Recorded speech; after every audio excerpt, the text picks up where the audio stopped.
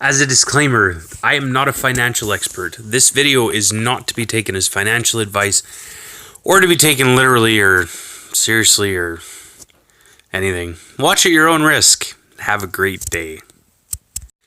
So, people were messaging me today freaking out about Randy Kuntz's post. I like Randy. Never talked to him. I'm not personal friends of his. We don't know each other. That probably comes out wrong. I think Randy's a really nice guy, and I'd like to be friends with Randy. But Randy and I don't know each other, and I just think he has good sources. But his revelation that the Dinar is being politicized shouldn't really surprise anyone, and that is not a new revelation. The politicization of this has been going on for quite some time. This is not a surprise, and it's sad, but, you know, we need to change our mindset. Instead of looking at it like, oh, well, the RV might not happen for a while. Like, we've all been in this long enough. Well, most of us, anyways. To all you doobies, a lot of us have been in this for a long time, thinking the RV was going to happen any day now. Instead of whining about how long it's taking, we should actually be looking at this as an opportunity to accumulate more dinar. That's my personal opinion. I know a lot of you would like to do more intel stuff. I hate doing the intel part. Intel doesn't get me excited anymore. Okay, even like middle of February, we have these really great calls that come in from fantastic connections and sources and all that, and like it produced nothing. I'm past the point of like getting excited about intel. I want bank time. You know, I think a lot of you can actually really relate to that. It's like, I really just want to go to the bank. That's why I don't do a ton of intel. I just think it gets people hyped up for no particular reason. And seeing as I don't make money off of people watching my videos, I mean, I have no incentive to get people hyped up. I just want to keep people in this. I need to tell you guys about a personal story of mine. Actually, yeah, I have to tell you guys about this first. But I do believe that the RV is going to happen. So, like, hang in there, guys, and look to accumulate. No, I can't give you guys advice. I'm going to accumulate more dinar while we're waiting. I'll leave it at that. I need a new phone. Okay. The phone I have, like, is adequate. Well, not really. The storage is not great on my phone. And I need something that's got a lot more storage on it. So my wife and I go the other day and look at phones. Now, why is this testimony important?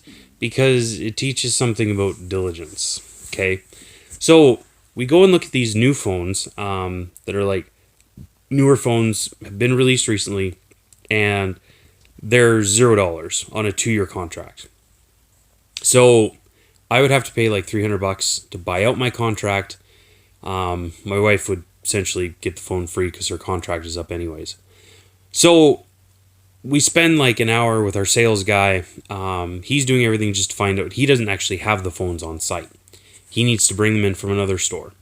And I know the other store that these phones are at. It's like 5 blocks from where we physically are at that point. But I'm like, you know what? Our sales guys helped us out. We'll wait. We'd like to give him the sale because he spent time with us. You know, we want to do the right thing on our sales guy. So he's like, we'll get a couple phones in, and I'll call you when I get them in, and you guys can come, you know, finish up everything. So he contacts me the next day and is like, so the phones aren't $0 anymore. They're $450 a piece. Something about that just didn't really sit right with me, because I knew we had done right by our sales guy, and I know these phones were not ones that had just been shipped in. Like, these phones existed in a store And so suddenly the price had just changed where, they went from $0 to 450.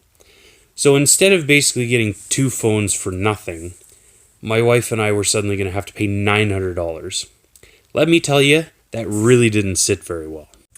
Anyways, Russia. Okay, so for those of you who don't know, what's basically going on in Syria is there is Assad, who is a guy who is in power, and he's being backed by Russia and Iran, who want basically to have influence and control there, essentially because I believe that they want to strike against Israel, Iran in particular. So Syria is really close to Israel. It would be a really easy strike, hypothetically speaking. On the other side, you have ISIS, essentially. So, kind of crappy groups. Like, there is no really good guy here. And I know people are going to gripe about Putin being a good guy. You guys are going to find out just how sick and twisted and evil Putin is, okay? God is going to humble this guy. And I get why people think Putin is a good guy, but he wants to destroy Israel. He's not a good guy. So Trump decides he's going to pull out of Syria because really it doesn't matter which side of the war you're on. They're both really evil sides. So God told me the other day he's just going to cleanse all the evil out of Syria. And these groups are going to essentially destroy each other. And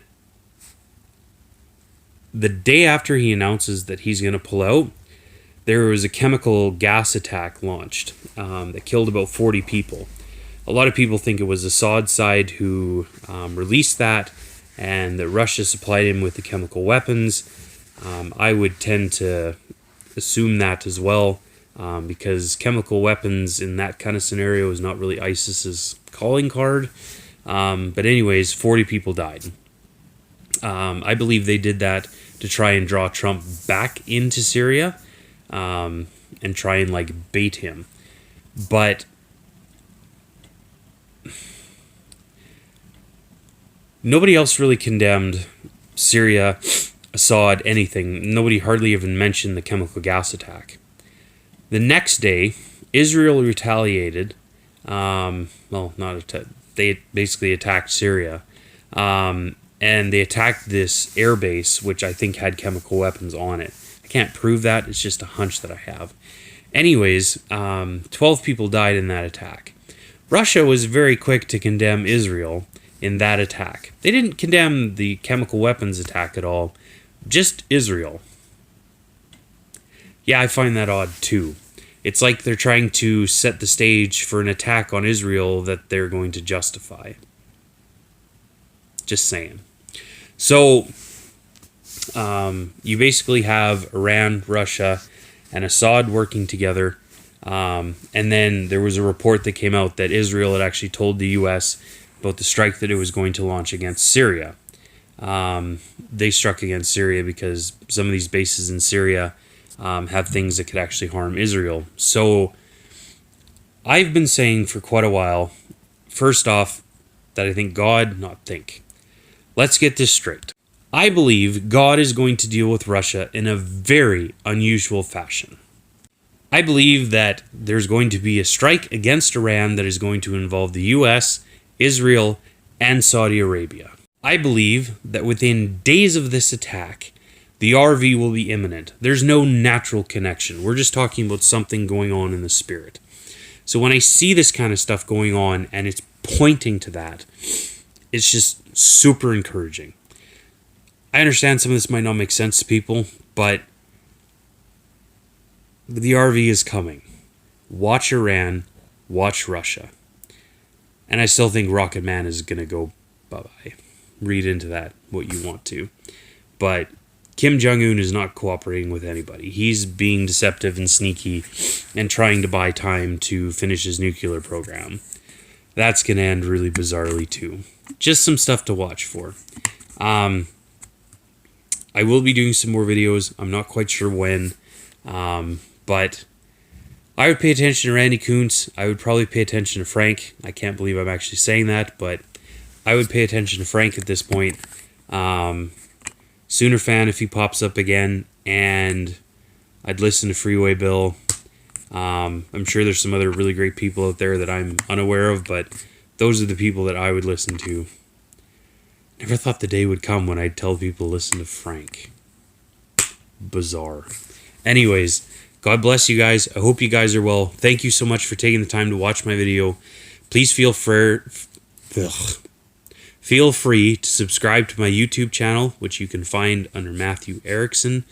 And also feel free to find me and follow me on Twitter and Instagram. Those links will be below. It's Matt K. Erickson. Erickson is spelled Erickson. And I think that's it for now. So thank you guys. Bless you guys. I will talk to you later.